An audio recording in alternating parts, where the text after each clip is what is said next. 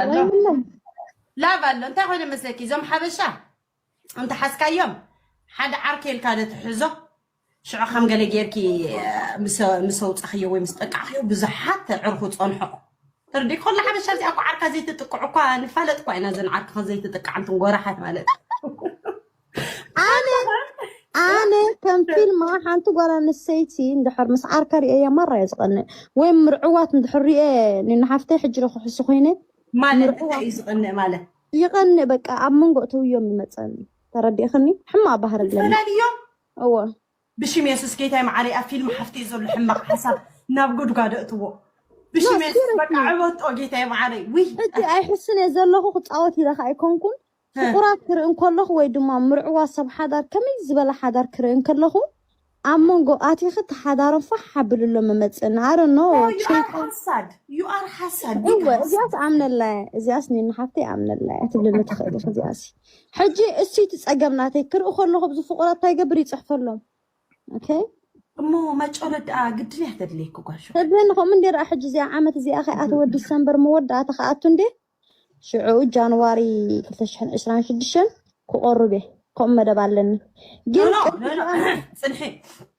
تقادادين كقربانا يوسدن قدم كزم انتي بلو اندي خقبر دالي خطنس مجمرت فقدن دي خي ما تقولت كحصب دحرت انيسه ولا صحاب املاخ خطنس هيل كادي خاتطنس اي انا ساب قربه يعني نحاتي كطنس بيتحان ريخ عامله خبار خكي مالتي فيلم حفتي ترى امتك دش كتحسدي اما يتعال بشعو قرب قلت لك فورماكو وعطيت متفورما انا تزقور خليك لك صوت شكر مع اخي انت قد شكيت يا زميلك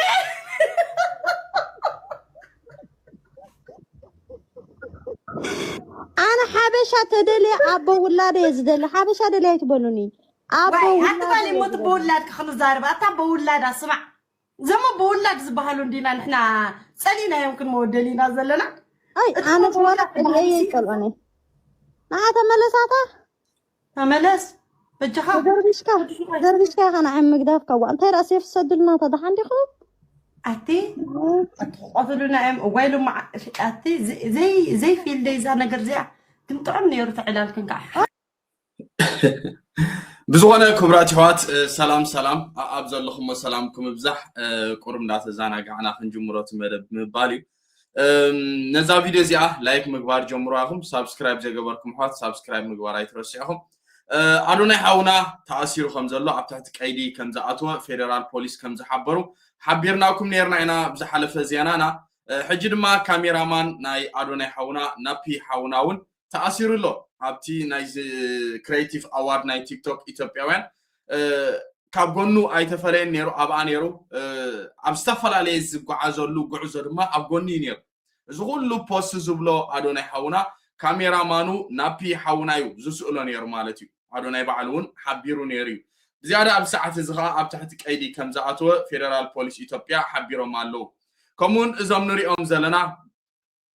እዚኦም ቲክቶከራት ማሜ ፕሬዚደንት ማሜ እኳ ንፈልጦ ኢና እዚ ንሪኦ ዘለና እውን ንፈልጦ ኢና ቅድሚ ሕጂ ምስ ሓንቲ ሳሪ ትበሃል ኣፍቃሪተይ ኢሉ ይመፅእ ነይሩ እዩ እቲ ቪድዮታት ደስ ኣይብልኒ ነቶም ናተይ ተዓዘብቲ ስለዘይምጥን እዩ ምክንያቱ ኣፈን እንዳተለሓሓሱ ኣፉ መልሓሱ ኣብ ኣፋ እንዳኣተወላ ገለ እቲ ቪድዮ ስለዚ እቲ ቪድዮ ናብዚ ከምፆ ኣይደልኒ ምክንያቱ ንሓሽቱ ገለ ብቴሌቪዥን ገለ ተኣኪብኩም ስድራ ቤት እዚ ናተይ ቪድዮ ስለትከታተልዎ نعهم سلازي متني بحافش شاقين كنقرأكم اندا تسعامة قال كان محجي مسحانتي سارت بحال possible نيريو أفكاريتي اندابلا مالتيو حجها كالو قوالن سيتي حيزو إذان رئازة لنا مالتيو نزياخا أبلاي فاتيو اندا تسعامة ملحاسو أفان دا أتولا قال ملغوميتات نيرو ات فيديو حجي بزي منصر دما أبتحتك أيدي آتيو اللو خبراتيوات نحبرة سبن بحالن زي مبال فيدرال بوليس أسيرهم الله بتاعتي كأيدي أتيهم الله نماميون كمو يأتيهم الله حجي خبراتي حوات تازه حلفت أفكاريتي أيلهم بوست بها هلسو نورو بحافشات أوقال حجي انت أيلا واتيا نعيسي مدهانيت يوم زقابر لين يرم نسون عرختون مالتيو مدهانيت جيرم يمنعي عدك إسوامن بدحريقها فيديو قال ملك أرادي حملي بوغها يفرارحون يرم موسوهم كم سرح قابر يرم ويكا مس نابي يغريتا خبراتات مزي نريو زلنا تيك توكر مزحاونا مسؤول كم سرح يقبرن يرام إلى مالتي كان دقن نسو زي كونس عرفتيهم نتي بروجرام ويكا عرفت فقرات كوينا سب حدار كوينا خل سرح زقبرو إتهم عرفتيهم قال لي لا تزاري بانيرا بحفشة مدهانيت كم زقبرو لا تزاري بانيرا أب ساعة الزخار بناتاچو أثبتوا تعدوني مين يالادوني مانم ميلنم بناتاچو أدوني أثبتوا يا مانم ميلنم يالادوني تثبت تعدوني لو بناتاچو أثبتوا يالسو أدوناي فتحونا أدوناي نحنا تسفانا أدوناي بجاهم فتحنا بزي أدوناي نحنا خنبراين كأننا كابوزع شجرن قالن زوج الناس أدوناي بحفشة تنفاس الناس أدوناي بزي أدوناي تاينا خنجبر يقولوا له دي تشابويس كمون ناس إن تحفتنا أخبارات حفتنا وأنت زاري بالله يجعلكم متسأله بزيادة بتعمي زحزنك مسافر سرال برتنا هناك كايا مالك قانوننا اللي تيك توك بيتزا وجهت كابزو السرسي مسح يكون درار بليعنا ينفلت إننا سلازي بجاهم فتحوا لنا يمزو بزالو بزي أدونايس ولا حنتهم كونا ينزلنا مونات حسابه خبراتي وقت حق أميمك كاب شجريون ناب رهوام تيوام زالو إذا رهوا زي أسي إنهم ناب شجر كود كها بتعمي زحزنا كخبراتي وقت كاب شجر ناب رهوا وقت متسي تعمل بر كاب رهوا ناب شجر نخت ملص أوزي كبيريو سلازي تسفاي قبر أب حات إرجزي أدوناي حاونا كفتح مناتو ديتشا بويس نفلط أمينا المحجون حبيركم نيرة ليسترو يوم زصرحن يوم اندازور أب حد خفيلهم ليسترو دكان هالياتهم زي كورس اندازور بك أول حنتي بيدم حيزهم يوم زصرحن يوم عندبت أدوناي مسرخوا بما بقولنا ويكاب سرجاجن هواتهم لو طايلو جزات خاري لهم جلا ناس إن تحفتناون كمو قالوا جلي أتشيد نيا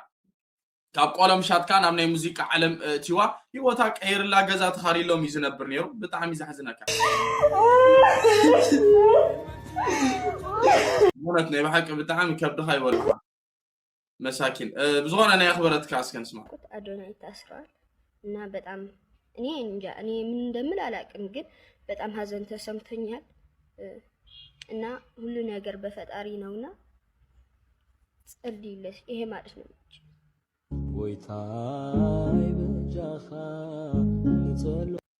سلام أدوناي بمساروسي بتعمي أدوناي بمسارو بتعمي كفي إني أتبزل أنا تنت حفتنا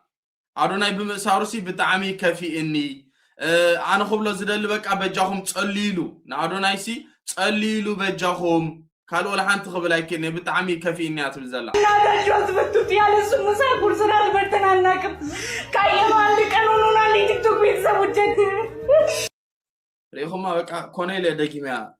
أدوناي كابز السرسي مسح يكون درار بليعنا ينفلت إنينا بتعمي يدونغ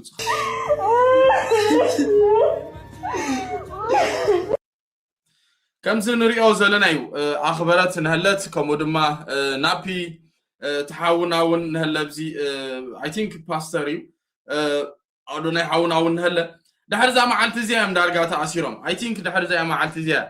بزيادة ما عملت دحر هيزولكم متقله فيديو زصرح لا بوست زبال أدوناي ناي شعاديا كلمة عالتيا ناي زيا كلمة عالتيا نو زيا كلمة عالتيا كدمي زنبري زيا كدمي زنبرتيا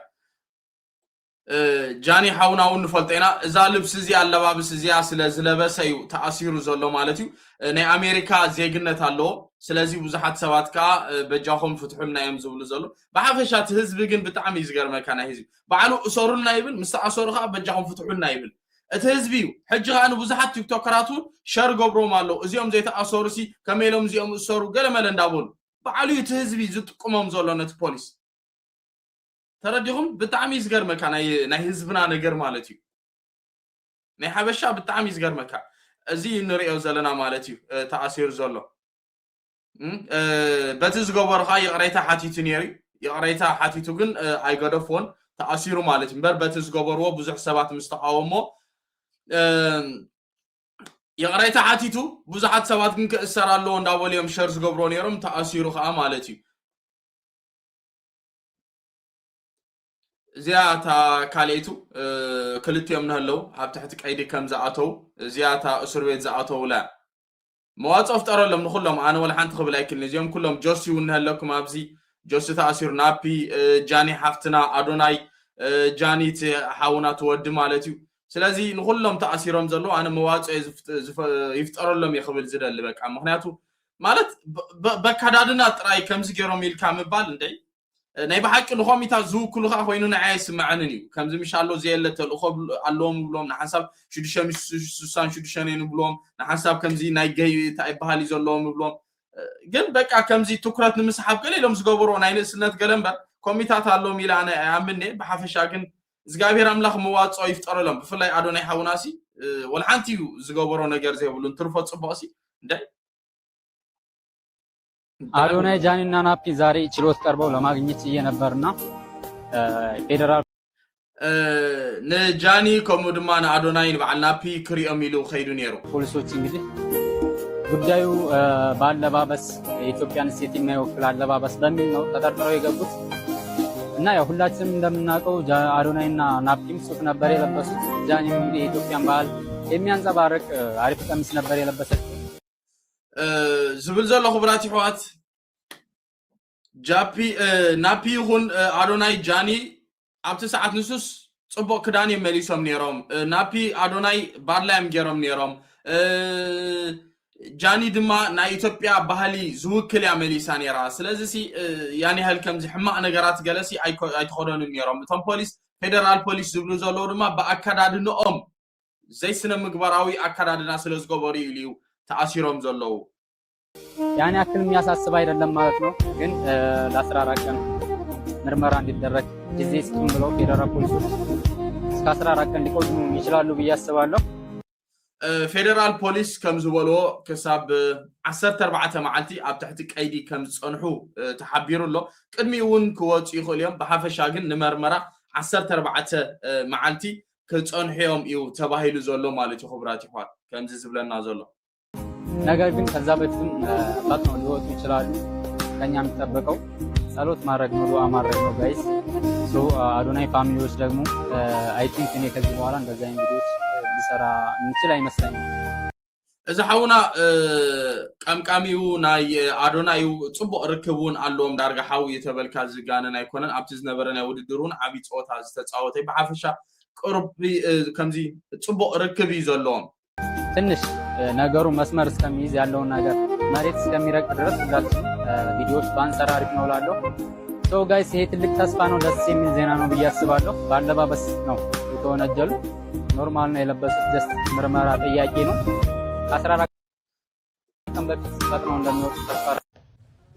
ክብራት ይሕዋት እዚ ደስ ዝብል ዜና እዩ ምክንያቱ ብኣከዳድኖም በለባብሶኦም እዩ ተኣሲሮም ዘለው ስለተባሃለ እቲ ኣለባብሶኦም ድማ ጽቡቕ ክዳን የመሊሶም ዝነበሩ ስለዚ ሙጾም ኣይተርፎም እዩ ዝብል ዘሎ ዝሓውና ብሓፈሻ ግን ብሕፅር ዝበለ ፕሊስ ጸሎት ንግበረሎም እዩ ዝብል ዘሎ ሃይ ጋይስ እንዴት ናችሁ ደህና ናችሁ ያው ትናንትና አዲስ ነገር ካለ በአዶናይ ጉዳይ አፕዴት አረጋችኋለሁ ብያችሁ ነበር ያው ኦፍ ኮርስ ቀን ላይ ነው ጉዳዩን የሰማሁት ግን ስራ ስለነበርኩ ቪዲዮ መስራት አልቻልኩኝም በፌስቡክ ገጼ ግን ጽፌዋለሁ ያው አዶናይ ብዙ ጠበቃዎችን ብዙ ሞከሩ ዛሬ ወይ ነገ ይፈታል ብለን ተስፋ አድርገን ነበር ግን ደግሞ ምንም ማድረግ አይቻልም አዶናይ ለተጨማሪ 14 ቀናት በእስር እንዲቆይ ተወስኖበታል በእስር ቆይቶ ጉዳዩን እንዲከታተል ማለት ነው ንአዶናይ ብዙሓት ጠበቁ ብዙሕ ፈቲኖም እዮም ሎሚ ይኹን ጽባሕ ዶ ይፍታሕ እንዳበልና ክንጽበጥ ጸኒሕና ኢና ግን ን14 መዓልቲ ጉዳዩ ኣብ ትሕቲ ቀይዲ ኮይኑ ንኽከታተል ወይ ከዓ ንመርመራ ን14 መዓልቲ ኣብ ትሕቲ ቀይዲ ክጸንሕ ተባሂሉ እያ ትብል ዘላ የአዶናይ ወላጅ አባት የሆኑትም ኢሜል ለካናዳ ጽፈዋል ያው እንግዲህ የካናዳ ደግሞ ቶሎ ምላሽ ይሰጡናል ብለን ተስፋ እናደርጋለን ቢካዝ አዶናይ እንደምታውቁት ኬኔዲያን ነው ያው እነሱ እንግዲህ ብዙ ፕሮሰስ አለው ኦፍ ኮርስ እነዛን ፕሮሰሶችን አልፎ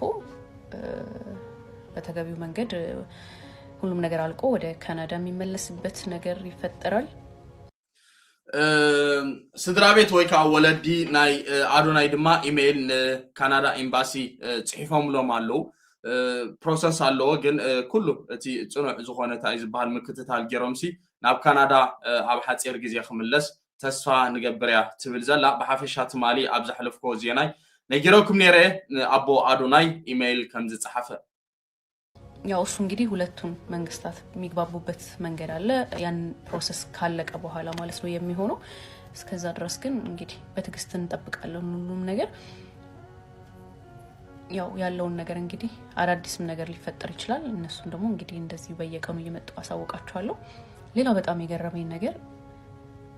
መላምቶች፣ በቃ እዚህ ሚዲያ ላይ የሚወሩት መላምቶች በጣም ነው የሚገርሙት። በጣም በቃ በጣም ትገርማላችሁ። ትናንትና አይዞ ጀግና ስትሉ የነበረው ዛሬ እሰይ ስትሉም ሰምቻለሁ። ያው የወደቀ ዛፍ ሁል ጊዜ መጥረቢያ ይበዛበታል እንደሚባለው ማለት ነው። እና በጣም ነው የሚገርመው። አንዳንድ ሰው ደግሞ ትናንት ስታጨፈጭቡለት ነበር ዛሬ ለምን ድምፅ አትሆኑት ምናምን። ሁሉም ነገር በጊዜ ይሆናል። ምናልባት እግዚአብሔር ከሆነ ከተደገሰለት ነገር ሲጠብቀው ሊሆን ይችላል። እንዲረጋጋ ለራሱ ማሰቢያ ጊዜ እንዲኖረው ሊሆን ይችላል እዛ ቦታ ላይ የተገኘው። ስለዚህ ሁሉም ነገር ለበጎ ነው ብለን እንቀበለው እና ጋይስ አዳዲስ ነገሮችን እንደዚሁ እየመጡ አሳውቃቸዋለሁ። ያው የምናግዘው እንግዲህ እንዳልኳችሁ በጸሎት ነው ሁሉንም ማለት ነው። እሱም ብቻ ሲሆን አብሮት እስር ቤት ያሉትን ሁሉንም ማለት ነው። እንግዲህ ለአዶናይ ቤተሰቦች ደግሞ እግዚአብሔር ብርታቱን ይስጣችሁ ነው የምለው። ያው ለታሰሩት በጠቅላላ ለነጃኒም ለነጆሲም ቤተሰቦች ለሁላቸውም ማለት ነው። ማሜ ተያዘ እኮ ሰማችሁ? ደግሞ እኔ ውስጤ ነግሮኛል። ከዚህ ቤት የምታስታውሱ ከሆነ ሳባረረው ናውጣ መጥፎ ቃላት ተናገሩ ያስወጣሁትኝ አውቄያለሁ። ለምን አዶናይ ምናምን ተይዘው ማሜን ዝም አይሉትም። እርስ በርስ ደግሞ ይጠቋቆማሉ። ሰግጥ አናትሽ ስገጥ እዛ የምትጨማለቅበት ተጨማለቅ። እዚህ እኛ ልጆችን ልናስነልቦ ያመጭወቃስ አይሆንም። እቺው ሰውዬ እንዲህ መጨማለቁ ሳያንስ እንደው በስተት ነው በለኝ። አየር ኃይል ግቢ ተገኘው በስተት ነው በለኝ። ሻለቃ ተባረረ ምናምን ተባረረ በለኝ። ሂድ ወደዛ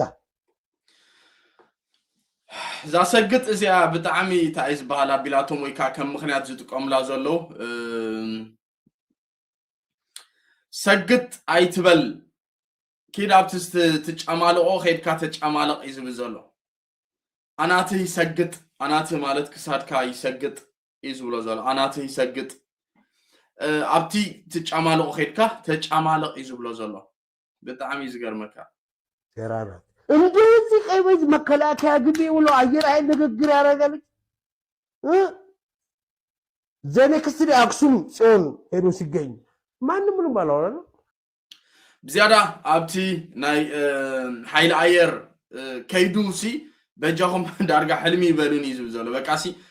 حاسوتي بك أو يكا برانكي بالوني أو خيدوسي أنتاي كجبر كيدو قال ما ليزو زوجله بحافشة نتصبح يتغانا بأقسم كيدو بزعباز جنس تزارة بسبيله ستة روبري أقسم تقرأي سلون يا منا زو يا ناب أقسم كأسن تصبحي تخيدوس أنتاي كجبري خيدو تقرأواي سلازوخاني إزياز أجينا بوليتيكان قالين يمزقتو وزلو ترديهم حيل عير كيدو نيرو نتصبحي تخا ترى والله نا بوليتيكان متيما حيل عير كيدو نيرو سي نتصبحي تخا ناب أقسم تقرأي كيدو أنا نادونا إنتاي من نيرو وزم سوالة كانادو تزخيد سلام جرو تزنا براب تعدي تزو ترفع خلو إذا أسر بيت زي أسرع كمان من هالبات نتصبقه تكون تخليها بزح زتدالو ولا حماق نجار كل يخلي عدوني حاونا تصبق زبالو ناب حماق كأتو ويخلو خنيا بقرو كيدو أقسم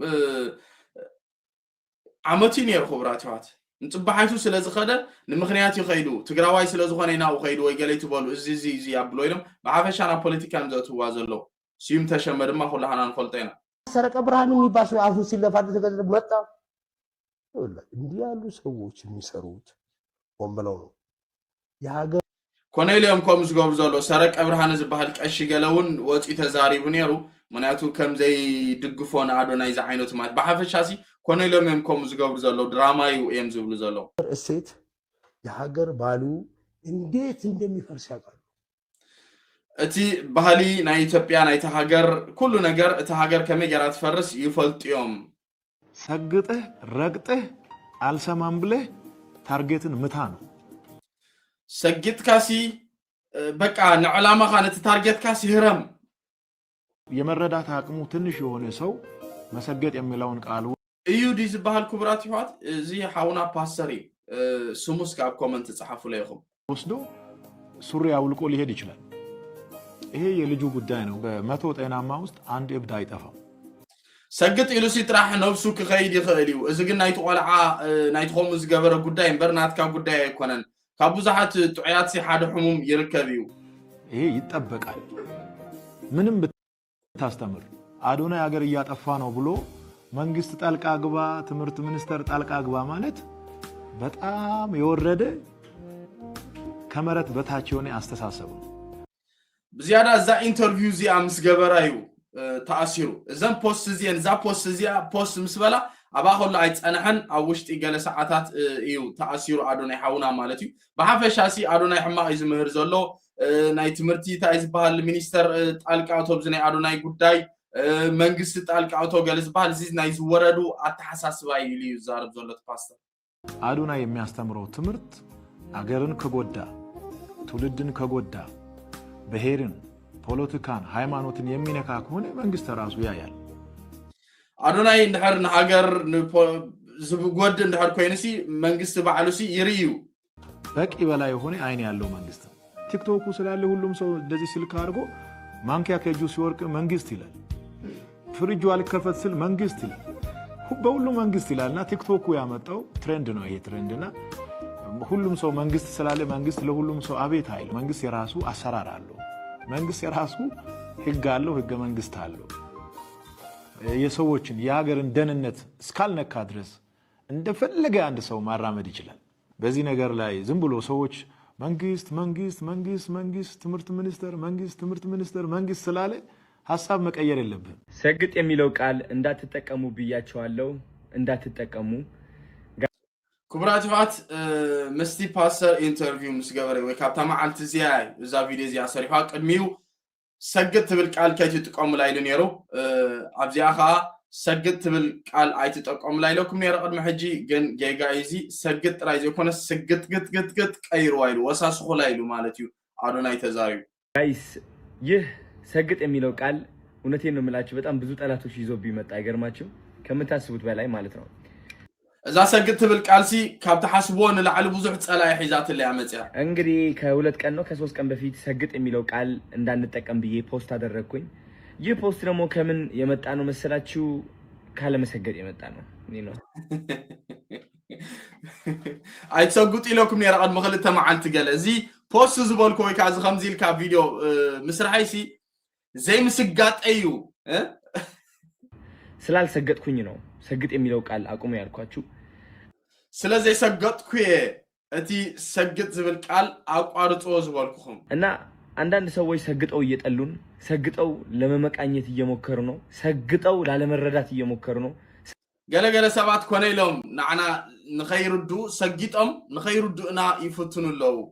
ናዕና ንኸተዓናቀፉ ሰግጦም ይጓዓዙለው ሰግጠን ለማስረዳት እየሞከር ሰግጠው ላለመረዳት እየሞከሩ ነው ስለ سجيتنا نحن نعم نخنردهم نتصعر نسوم كا سجيتهم نخيردونا يتصعرلو زي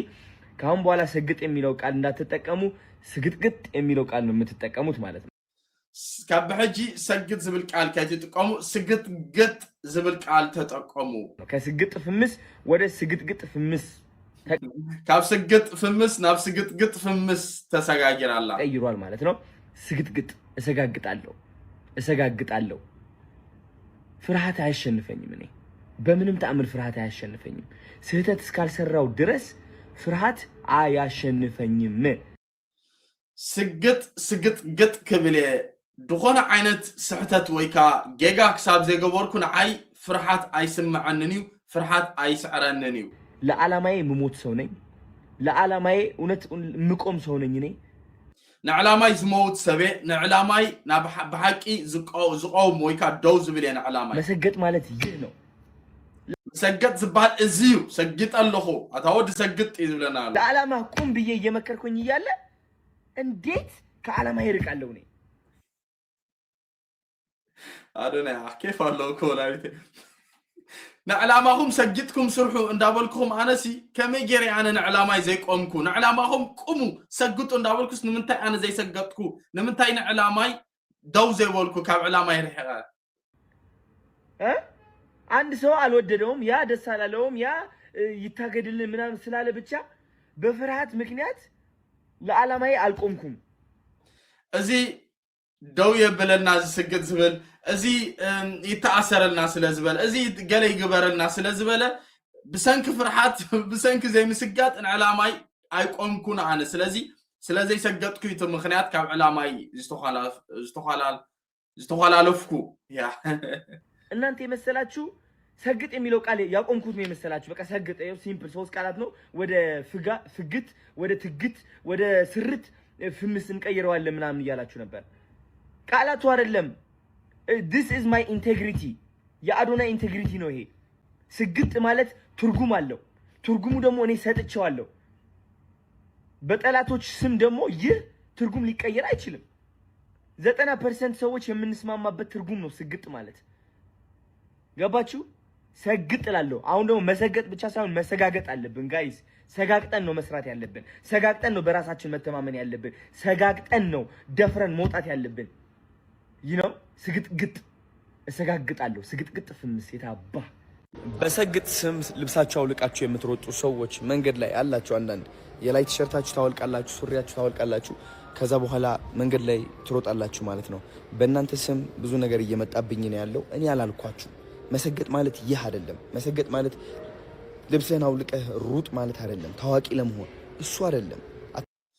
ገለገለ ሰባቲ ክዳንኩም አውጪኹም አርቃንኩም ዳተራአየ ሰገጥ እትብሉ ሰባት አለኹም አነ እዚ አይቦልኩን እዚ ጌጋዩ እዚ አለ መሰገጥዩ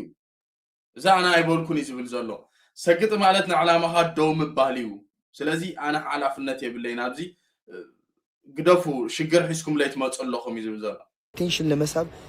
የማይሆን ነገር የምታደርጉ ከሆነ ሰው የምታጨናንቁ ከሆነ ይህ የመሰገጥ ትርጉም እያጠፋችሁት ነው ማለት ነው ፌሞስ ነው ትኮኑ ወይካ አብ አይን ሰብ ንምእታው ክትብሉ ዘይከውን ነገር ካብ ህብረተሰብን ባህልን ወጻይ እንደሕት ገብሩ ኮይንኩም ነታ ሰግጥ ትብል ቃል ተጥፍኡ ኣለኹም ወይካ ተባላሽው ኣለኹም ድሕር ህብረተሰብ ተጨናንቁ ኮይንኩም መሰገጥ ያልኩት ሊረዳችሁ ይገባል መሰገጥ ማለት በነዛ ኔጌቲቭ የሆኑ ድምጾች ነው ዶክተር መሆን ከፈለጋችሁ እኔ እንዴት ዶክተር ሆናለሁ እንግሊሽ እኮ መጽሐፍ ማንበብ አልቻልኩም የሚለው አስተሳሰባችሁ ሳትሰሙ መስራት መሞከር ካላችሁበት ደረጃ መጀመር ትምህርታችሁ ላይ መሰገጥ ስራችሁ ላይ መሰገጥ በቃ ይህ ማለት ነው ከዚህ በላይ ምንም ነገር የለም ስለዚህ ሐሳቡን አትቀያይሩት ልብሳችሁ አውልቃችሁ የምትሮጡ ሰዎች እንግዲህ ከኔ ጋር አትያያዙም እኔ ደግሞ ልብሳችሁ አውልቃችሁ ሩጡ አላልኩም መያያዝም አልፈልግም ሰማችሁኝ አይደለ መሰገጥ ማለት እዚህ ውስጥ ነው ጋይስ መበርታት ማለት ነው ለዓላማ መቆም ማለት ነው بزيادة ترجم سجد أبزيا صحيفة ميتونالو يسجد فمس حقوتات ناي سجد فمس حقوتات براس على معفر بنفس خاسي زي محفار راسن مودد نفسها مفتاو براس متمامن بجزء نفسها متأمن سلف كونفيدنس مهلاو مالتيو يسو على تاوي مكر على مسمات ناي سبات حما نيجاتيف زخانة قالات ويكا مخرسي زي مسمع يجمر كون على قارت جمر كايو نجر زي مقرات سوچن مردات نسبات محجاز على مقنات زي مقنا زي محساد على موادادر مسكالسب زي موددار نفس خاص مسكالسب زي موددار مالت بنيجاتيف نجرات مالتي تالنت يلنيم على مالت أناس تالنت يبلين ويكابك أزخون ناتيسي تالنت تبهال يبلين زي مبال يسوع السلام على مقافات نايسب سلام سي زي مقلاي ويكاتا يزبهالاتها نايسب سلام زي مزراق ترديهم سو دهننت متأبك نايسب دهننت ويكا نايسب دهننت يا دهننت يبهال بتقرني حوانوش نايسب دهننت سي متأبك ثم صلاة حنساب سي مسلم حارنيا يتحاوسك كان خد ترجمه بحافش عسي دحننت نايسب سي محلاو يا تركل دحننت نايسب محلاو سرته هاجرن بطرو مسترات يا سريع خاسي نهاجركا بصبو سم مصواع بصبو سم كم بعل ناي بعل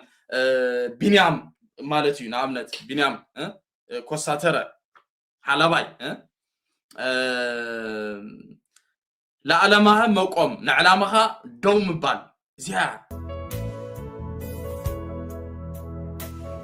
ሰግጥ ማለት እዚያ ካብዝ ወጻይ ሰግጥ አይትበሉ ክዳንኩም አውጽኹም ፌሞስ ንኹትኮን ወይ ካ ኣብ ዓይኒ ሰብ ንምእታው ትገብሮ ነገር ኣነ ሓላፍነት የብለይን ክዳንኩም አውጽኹም ኪዱ አይበልኩን ስለዚህ ንዕላማኹም ሰግጥኩም ስርሑ ንዕላማኹም ወጢርኩም ስርሑ مواصف يفطروا لي أخ بتعمل جري بقولوا إنه يتصاوتوا له يا أخ بونت زقابير عمله مسيخ الناي بحكي قل نتصبوا خون غير يعني نتصبوا إذا عمل زي السربيت متاو من البعض كابز خف الدخان حدا دالي عدالي ملون يرم خون خوليا زقابير عمله كله جزء حلوة كاي ها كاب كفو نجار كحلو ويلو خوني خالي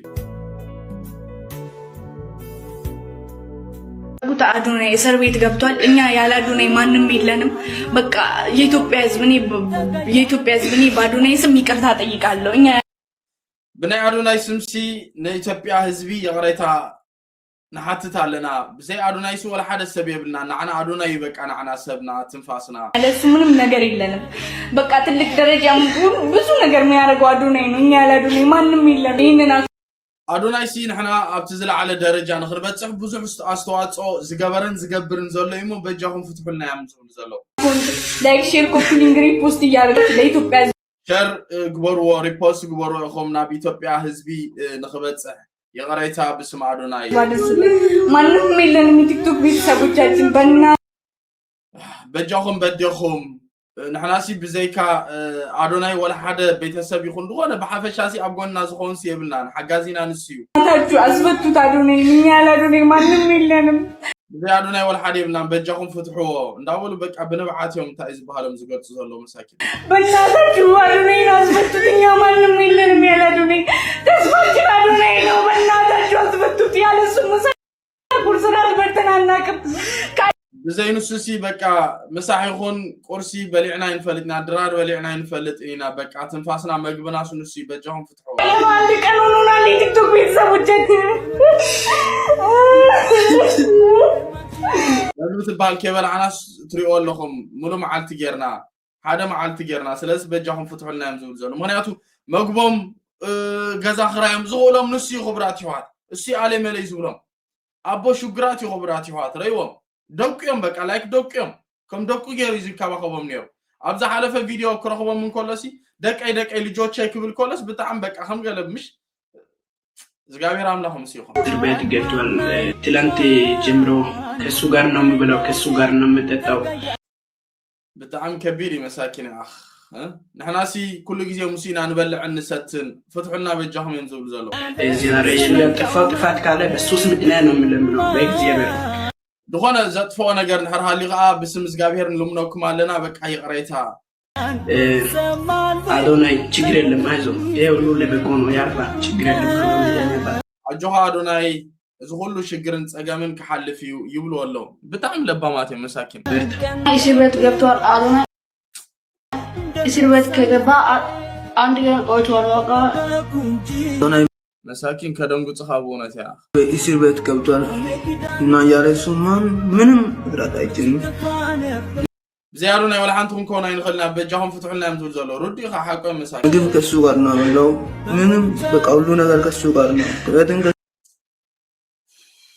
ከሱ ጋር ነው ያለሱና ምንም ነገር ናቸው ይቅርታል ይቅር በለን እሱ የሰራው ጥላት አለ ይቅር በለን ኢትዮጵያ ሁላችን በጣም ይቀው ይቅር በለን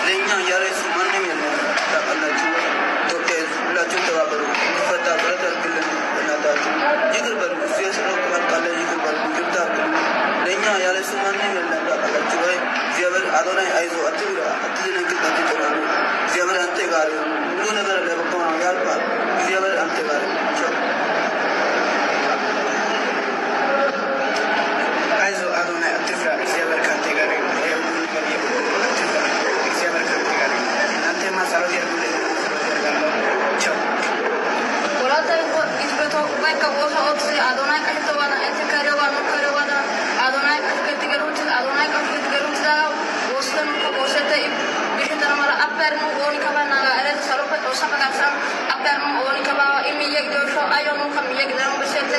أنت كم يقدر توصف كذا أبشنا ما بدون وصوص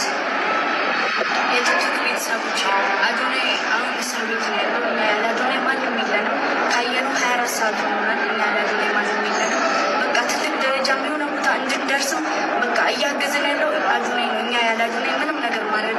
አንችልም። በቃ አዶናይ በጣም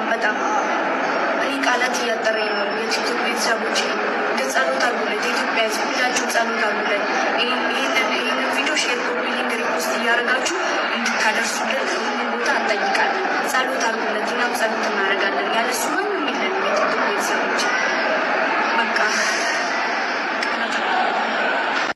አዶናይ እስር ቤት ገብቷል። ትላንት ጀምሮ ከሱ ጋር ነው የምበላው፣ ከሱ ጋር ነው የምጠጣው። ዛሬ የሚያጠፋው ጥፋት ካለ በሱስ ምክንያት ነው የምለምነው በእግዚአብሔር። አዶናይ ችግር የለም፣ አይዞህ፣ ይሄ ሁሉ ለበጎ ነው። ያ ችግር የለም። ከደም ጉጽሃው እውነት መሳኪን ቤት ገብቷል። አዶናይ እስር ቤት ከገባ አንድ ቀን ቆይቷል። አዶናይ እስር ቤት ገብቷል እና ያለሱ ምንም ላታይተን ምግብ ከሱ ጋር ነው ያለው። ምንም በቃ ሁሉ ነገር ከሱ ጋር ነው። እድን ከሱ ጋር ነው ያለሱ ምንም ነገር ነው። ይግባል ይግር በል ነው የሰራው ጥላት አለ። ይግር በል ኢትዮጵያ ሁላችን ነው በጣም ይግር በል የቲክቶክ ቤተሰቦቼ እንደምታውቁት አዶናይ እስር ቤት ገብቷል። እኛ ያለ አዶናይ ማንም የለንም። በቃ የኢትዮጵያ ሕዝብ እኔ በአዶናይ ስም ይቅርታ ጠይቃለሁ። እኛ ያለ እሱ ምንም ነገር የለንም። በቃ ትልቅ ደረጃ ብዙ ነገር የሚያደርገው አዶናይ ነው። እኛ ያለ አዶናይ ማንም የለንም። ይህንን አልፎ ላይክ፣ ሼር፣ ኮፒ ሊንክ፣ ሪፖስት እያደረጋችሁ ለኢትዮጵያ ሕዝብ አድርሱልን። ፕሬዚዳንት ማሜ ድምቀታችን ነው፣ እንዳይነኩብን አደራ። የንማኛ ፕሬዚደንት ማሜ ከይቱን ክፍልና ይዝብ ዘሎ ቅድሚ ምሳሩ እዛ ዘረባዚ አምስተዛረበ አባ ሆለው ንጽባይቱኻ አባ ሆለው አሲሮሞ አብዛ ሐለፈ ማለት ነፍሱ ነጊሩ ወይ መስለኒ የም ዝብሉ ነይሮም ወላ ማሜውን ተዛሪቡ አለኹን ሰማይና በሐፈሻ ንማሜውን ነፍሱ ነጊሩ ወኔሮ የም ዝብሉ ዘሎ አብዛ ሐለፈ ጆን ዳንኤል አይንወርድኒና ክብል እንከሎ ካብታ አየር አጆኻ ይሉ ዘራሱ ነው ዝነበረ ቀዳማይ መኒ የንማኛ አጆኻ ብሎ ነይሩ አባ ሆሎኻ ድሓር ምስተኣሰረ ገልብጥ ኢሎ አባ ሆሎ ግን ዝኹል አጆኻ ብሎ ነይሩ ሻዓን ተኣሲሩ ሕጂኻ እዚያ ልክዕ ኮይና ማለት እዩ። አደራ እግዚአብሔር ምስክሬ ማሜን እንዳይነኩብን አደራ ንገሩልኝ። አረ ምንም ግፍት አያስፈልግም። ማምሻ እግዚአብሔርን ልጁን ለማሳደግ ቤታስን ለማድረግ የሚያደርገው ነገር ወርቅ ሽምግልና ልልክክ ነው ወንድሜ። ወዴት? ዮኒ ማኛ ጋር ይወድሻል እኮ ሲመሰክርልሽ ነበር። አዎ መሰክርልኝ ሰማው። በፍጹም እሱ አይገባም ምናምን አለ ካለ በቃ ገባው።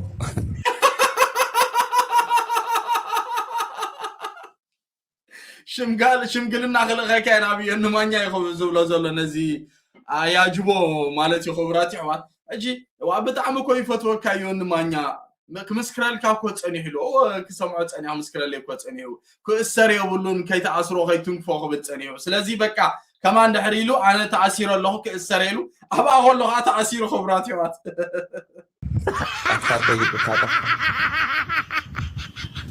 ያጠፋሁት ነገር ካለ ይቅር በለኝ በለው። ዘጥፋኾ ነገር ንሕር ሃልዩ ካብ ልቢ ቅሬታ በለለይ ዝብሎ ዘሎ በቃ ይቅሬታ እንድሕር ዘጥፋኾ ነገር ንሕር ሃልዩ ምክንያቱ በቃ ከይተኣስሮ ከይትንክፎ ስለዝበለ መሳረይ አይተርፍኒ በቃ ውስጡ ነጊሩ ኣሎ መሳረይ አይተርፍኒ አለ ይቅርታ ጠይቅልኝ። እኔ ባለፈው ከጆን ዳንኤል በኋላ ታደነገጥ ግጭ ልክ እኔ ነጥቶ ዮኒ ማኛ አለንለት ሲል ደነገጥኩ። ለካ ከምናይ ጆን ዳንኤል ሲ አለናልካ ዝብሎ ዝነበረ አለናልካ ምስበለንሲ ደንጊጠ በቃ ከምገሎ ተሰሚዕኒ ምክንያቱስ በቃ ከሰረ በቃ ለካ ሐምዛናይ ጆን ዳንኤል ያጋጥማ ዘላይ ዝብሎ ዘሎ ለካ ነፍሱ ነግራቱ ያን ማሜ ግን ባይዘው ምስኪን ኮይኑ ይስማን በቃ ምስኪን አይ ዝጋቢር አምላኽ ይሐለው በእውነት መዋጾ ይፍጠረሉ በጣም ምስኪን ኮይኑ ይስማኒ የሆነ የሰማው ነገር አለ ማለት ነው። የሰው ጆን ዳንኤል ፊት ለፊቴ ላይ መጣ። ራስታ ታርቀኝ ባክ ታጠይቅልኝ በጃሃ ያሬታ ጠይቀለይ በቃ ከይቱን ኩፍልና ምስበለስ ጆን ዳንኤል ይብዝ ቀድመይስ ውትፍ ፊልን በቃ ባخلو ጆን ዳንኤል ተራይኒ ይዝብል ዘሎ ምክንያቱ ልክ አምዛናይ ጆን ዳንኤል ያጋጢ ማዘላ ይቅርታ ጠይቅልኝ በእናት ልታስገቡኝ ነው። እኔ ፖለቲከኛ አይደለም። ምስኪና በጣም ይዘረንጸከ አሁን ወላዱ ክብል በቃ ሀረዋል አሎ ትፈልጦም ማሜ ታይባል እዚ ጌመሪ ቲክቶከሪ مسويتو قال خمزي إذا قال خمز ساعة ما قال متعت قال نسي خبرات فات مسكين بقى ده أنا مسكين كويس يسمعني أنا جيمر بوليتيكيا يكون كون نعك تأثرني بجاهم ما يتأثرني زلوا يغريتها زلوا أنا حزب السادة ريو بقى أنا بسوس نجراتوني أنا حزبي أي سادتني أو كأي تعرفني أنا حزبي هاجر يا هاجرم بحال ما تلاش نجار أنا ورا هاجر زطف ነገር ወይ ካ ዝብክል ነገር አይን ዛረብኒና ብሔር ከብሔር ጋር አናጋጭም ብሔር ምስ ብሔር አሌት ምስ አሌት አይነ ባስኒና እምነት ከእምነት ጋር አናጋጭም እምነት ምስ እምነት አይነ ጋጩኒና ጊፍት እንኳን ሜምበር እንኳን ሲለቀቅ እንትን ምስኪና ነፍሱ ነገሮን ይርቦነት ያ እግዚአብሔር አምላክ ምስኪና ማውጣት ምንድነው ስሙ ጋላንት በቃ እሰረው ነፍሱ ነገሮ ምስኪና ያ አላህ አክበር ከቢ እንተተባተኩ ደነገጥኩ እንዴ ከተባተኩ ደነገጥኩ መሰለኝ ደነገጥኩ እንዴ ደንግጫለሁ አልደነገጥኩ ምንድነው مسكين يزرب بتاع ما ساكا بقى مسكين نفسه نجيرون يراي بتاع مسكين يعني اسكدن صن معتي ارصافولين ምንድነው የሚባለው ቦክሱ ረማሜኮ ፈርቻለሁ ማለት ነው ፈርተሻል ማሜ እመን ፈርተሻል ማሜ በቃ ፈሪያህ እመን በቃ ማሜ ፈሪያህ አለ ካይዝ ብላ ዘለ ነዛ ነው ፈርተሻል አረ ሜምበር አይደለም ግላፍ ቤስት ፈጣሪስት ገላገለኝ ግላፍ እንኳን ሲለቀቅ ሙስሊም ይሆንክ ቢስሚላህ ብለ ክርስቲያን ይሆንክ በስማም ብለ ጴንጤ ይሆንክ በኢየሱስም ብለክ ዋቅ ፈታክ ይሆንክ መቃዋቀ ጉራቻቲ ጀዲ ግላፌር ትገዲስ አይደል እንደምንለው ሁሉንም እናካትታለን እዚህ ጌም ነው ያለው እዚህ ጨዋታ ነው ያለው እዚህ ሙድ ነው ያለው እዚህ ህዝቡን እንረዳለን እዚህ የመንግስት ሰራተኛው ስራውን ሂዶ ሰርቶ ቢሮ ህዝብን እያገለገለ مساكن بقى بعلمامي نتا نابرا نمقلاسيم نابرا اب ኢትዮጵያ حقታሽ በጣም ከቢድ ይዘሉ በቃ ንخت ነበር እቲ ገንዘብ ዘሎ ገለ ፍላይ ተዘይ ኮይንስ ናይ ሸርፊ ዘሎ ገለ ኩሉ ንሪዮለና ሐጂ مساكن በቃ ናብራ ንምሽናፈም ገለም በቃ አብዚ ኮውን ነገር ዛቱ ገለም ክትሕዘሎም ተኸላ ዞም ብጽጋቦም ገለ ዘብሉ ግደፎ خبራታ ግን መብዛቶም በቃ ናብራ ንምሽናፈም በቃ አማራጭ ይብሎም ከመገርካ ገንዘብ ተእትያ ምክንያቱ ዝረዶም ዝሕግዞም ይብሎም መብዛቶም ናብራቶ በቃ ከቢሩ خبرات ይዋል እጂ ንገለም በቃ ትርዶም ተኸላ ምክንያቱ ሐላፍነት እጂ አቦቆል አገለ እዚ ሐዳር አሎ ናብራ አሎ በቃ ያ ከቢሩ ሆናታ مساكن አቤት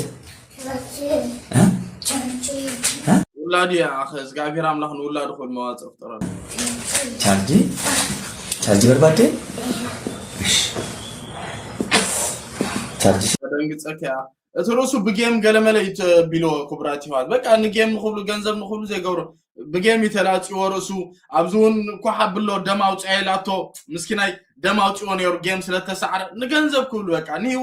ህይወት ንምሳዓር ህይወት ንምሽናፍ በቃ ኩብራት ይዋል ይጎሉ ቻርጂ ፍጥስ ንጌ ዞም በዓሌት ገለመለና ንሕዶም ዘባሱን በርዞም ኖርማል ጌም ዝጻወቱ ገለ ኖርማሊ በቃ ህይወት ንምሽናፍ መብዛዕቶም ፍላይ ዞም በአፍሪካ ዘሎ ማለት እዩ ክትርዶሎም ትኸሊካ ግን እዚ ክብለኩም ከለኹ ንገንዘብ ኢልካ ሰብ ከተባእስ ይብልካ ዓሌት ሃይማኖት ክትተናኽፍ ይብልካ ስልካ ሰላም ጌርካ ጌም ካህ ትጻወት አለካ እሺ ቴንክ ዩ ጀዲኒ ገለቶማ አመሰግናለሁ I love you I love you thank you እሺ ስልክ ግን ብራዚ ግን ነው ሰሰነ ቻርጅ ይደርጋል እሺ በሐፈሻ ነብሱ ነግሮን የሪ ለምን ነዛ ቪዲዮ ዚያ በብዝሕ ሸርዝ ብሎ አለው ሆከ ከነፈ ከፍዲ ከነ ስልክ ጪስ እሺ ኦኬ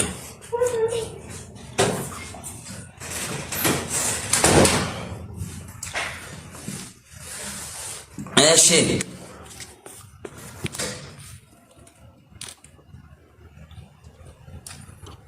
እና አልኳችሁ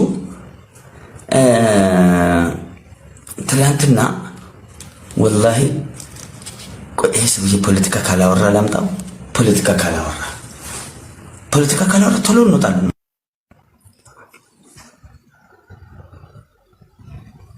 ፖለቲካ ተዛሪብ እስከእትዎ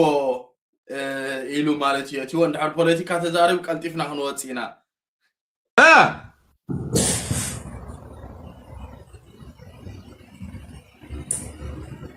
ይሄ ማሜ ነው ዲን ያማረበት በእናትህ አንተ ስማ እንዴት ነው ያማረበት ቆንጆ ነው የሆንከው ምንድነው ከምንድን ነው ከህዝብ ፍቅር ይላል አሁን ከህዝብ ፍቅር ነው የሚለው እሱ ነው የህዝብ ፍቅር ነው ዋይ ፖለቲካ ነው ምንድን ነው ያልከው لا إله إلا الله قال ፖለቲካ ተዛሪብ ወመስለና አይደን ነው እንዳይ ቆርጸም የሚሄድ ይረማ ልታነካካኝ ልታስገባኝ ከዳለቻ ጋር ልታቀላቅለኝ ሀብዚ ቅሊንጦ ዳለቻ ጋር ሀብዚ ቅሊንጦ ገበዕዩ ተቀላቀለዩ ኢትዮጵያ ተረግጠዩ እቺ ቃራሱ ታስገባኛለች አሁን አንቀስ አባቴ ነፍ ነው አንቀስ ኢትዮጵያ ረግጣለው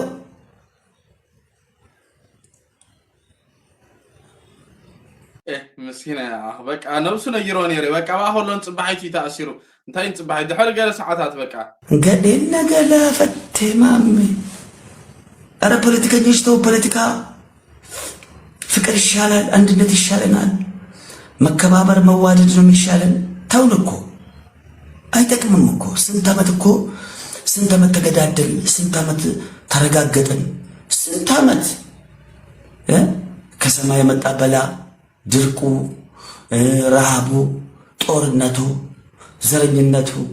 ምንም የቱ ምን እስከሚበቃን ድረስ ረገፍንኮ ገባ የቀረን ያልሞከርነው አንድ ነገር ነው እሱም ፍቅር አልሞከርነውም እስካሁን እሱም ደግሞ ሞከርን እንዲሁ ገባ ማሜ ወዳለው